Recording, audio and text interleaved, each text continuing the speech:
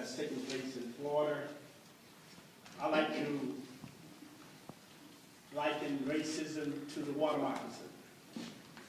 Once you've been bitten by the water moccasin, you know it when you see it. I know racism when I see it.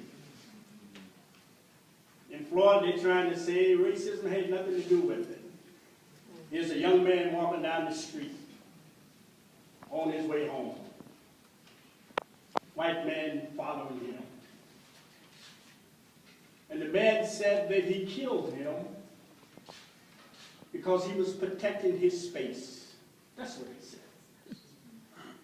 Isn't that amazing?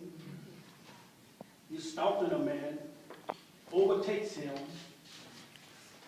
encroaches upon his space, and then you kill him. And the police said, and the prosecutor, not guilty.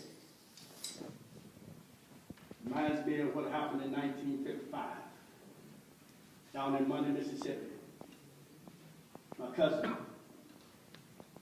all he did was whistle. But then he was killed. But I have to give it to the Sheriff Department of Leaford County. They did arrest these men, charged them with kidnapping. Later on, they charged them with murder. But that's not all. We went to the trial. My daddy testified, put his life on the line and the life of his 3 sons. He knew that if he testified against these men, more than likely, he would be killed.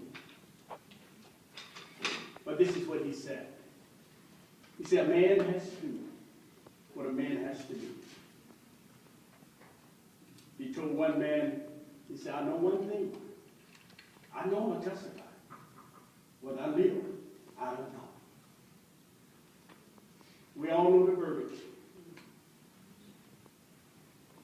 The killing was something. But it was something about that verdict that turned the stomach of every man, woman in America, except the segregationists. They just couldn't understand. I was just 12.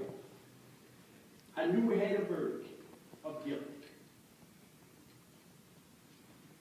You asked me tonight what's going to happen to the man that killed Trayvon Martin. I would say to you, if I was 12 years old again, I would say he would be convicted. But I'm not 12. I'm flirting with 17. And I know what a water moccasin would do to you. If you feel the jury with all water moccasins, I can tell you the verdict. The verdict will be not guilty. Because there's something about a water moccasin. He doesn't change. He doesn't run. And he dare you to get close to him.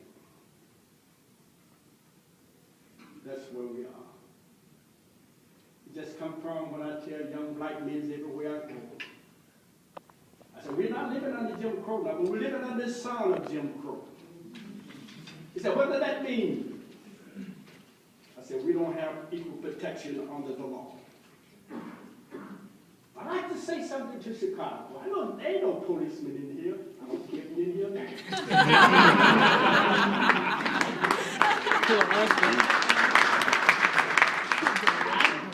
Chicago will be 57 years come this September. I never heard tell of a policeman shooting a white boy. I never heard of it. Have you? It's not going to happen. The water moccasin is here. It's just not in your face like it was in 55. Where I come from, it's in your face and we dare you to do something about it. But thankful for people like you. You demonstrated in the street. We almost had the same thing in Florida. They almost got away with it. But because of the demonstration, because of you saying, I will not take it anymore, charges were brought against this man. Now let's let's wait and see what the verdict will be. Will it be guilty? Will it be not guilty? If the water moccasins is on the trial, on the jury, I can tell you what the verdict will be. Hopefully, we have killed most of them with the laws of the land. Hopefully. The parallels are similar. Now it's up to we the people. What will we the people say? I heard one lady, I was on the radio station in Chicago, about the Emmett Till case.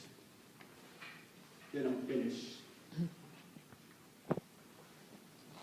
She said, God was in the verdict. That's what she said.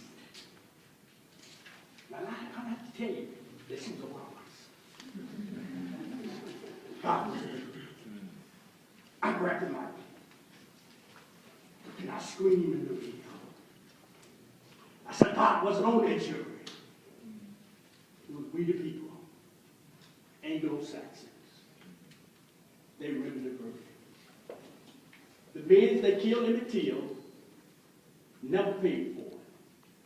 But the state of Mississippi is still paying for the murder of Emmett Till. Thank you.